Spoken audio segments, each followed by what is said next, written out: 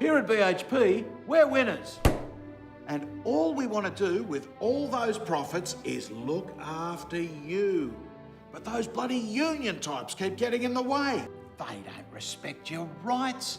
They don't even want to give you the right to avoid your family by working through Christmas. We do. What about all this other stuff about extra training and career planning? You don't want all that. We'll look after you. After all, we look after ourselves.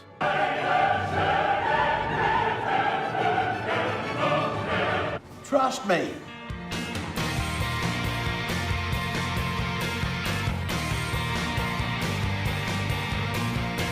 It's not an Australian company, it's a global, faceless global giant. They treat the communities that they mine in very poorly. They just don't believe that their employees resent their approach. People don't take a decision to have a 7-day strike lightly, and the depth of feeling is shown by the numbers.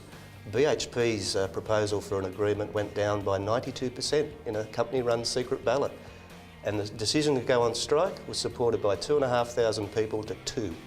So they're way out of touch. 3,500 BHP workers started fresh strikes overnight after discussions on working conditions broke down. Almost 4,000 workers from across the Bowen Basin have gone on strike again. The CFMEU have accused BMA of going backwards in their negotiations with the union. First tonight, the fight we had to have. That's the way a senior BHP executive has described the industrial dispute that's paralysing the company's Bowen Basin coal mines. PM has obtained an email in which BHP Billiton's coal chief executive Marcus Randolph warns that the battle with the unions is likely to get worse. Yeah, how long have you lived here? 27 years. What changes have you seen? A lot.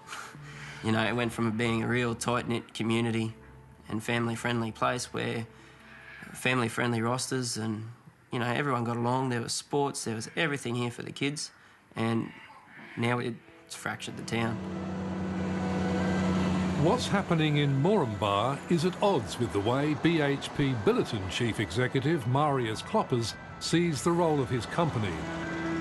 We talk about socially conscious investors and a view he outlined in this business seminar last October. We want to create a more profound interlinkage with communities, engage those communities more in supplying our businesses, make sure that those communities benefit from our presence.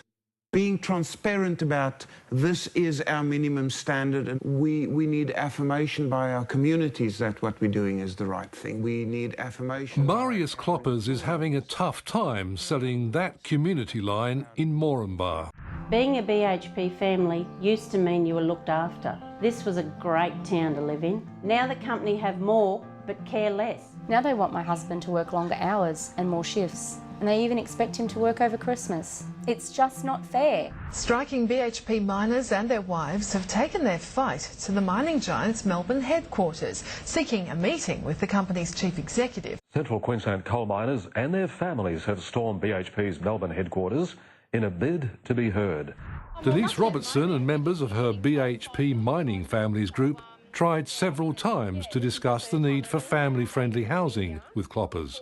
They have here a boarding pass for Marius. For any airline at any date, for Marius Kloppers to come up to Central Queensland and see the impact that BHP is having on the mining communities there. He has stated in the media before that, you know, that's what you need to do. You need to come to the community. You need to see firsthand the issues that are there. He's saying it. Come down and see us. Queensland, Marius. Yeah, I want you to go to Central Queensland. Now, the hunt is on. Sorry, love, he can't see you today. He's in New York cutting wages. Yeah, he's gone to Rio to check out our profits. He's in London counting his money. He's in Melbourne. Nope, he's off again. Where in the world is Marius Kloppers? One thing's for sure, he's not in Central Queensland.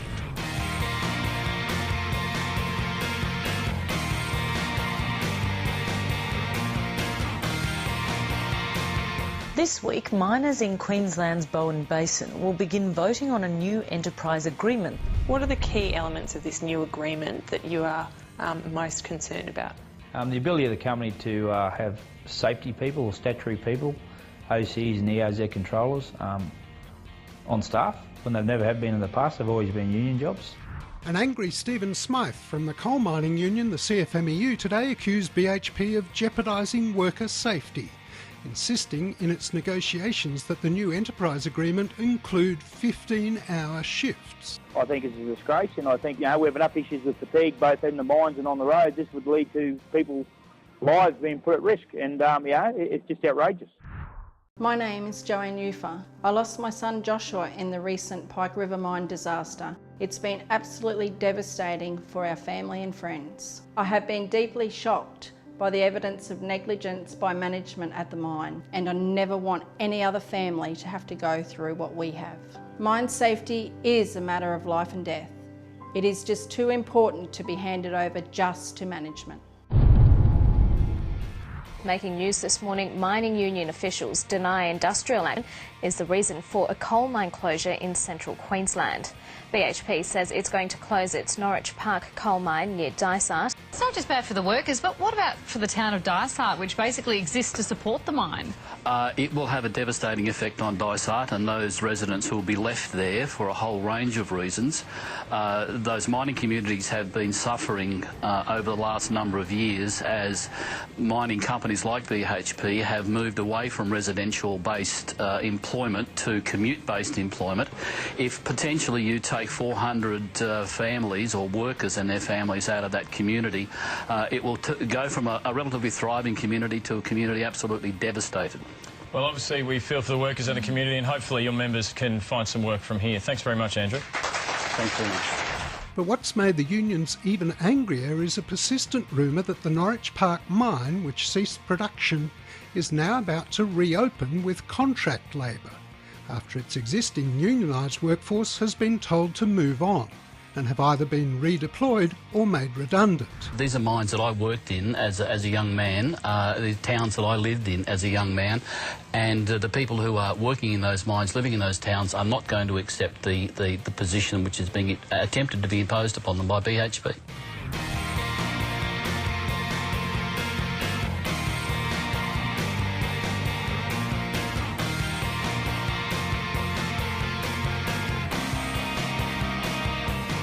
My view is simply they want to de-unionise the coal mines that BHP run. There's no doubt about it, and this is a part of a 2020 vision or a broader strategy to de-unionise coal and to remove the union who they see as irrelevant and third-party interference. We argue that we'll win this because right is on our side, not might on BHP's side. There are entitlements of workers and their families to decent work arrangements. This is not Angola or Ghana, this is Australia, and he'd better get used to it.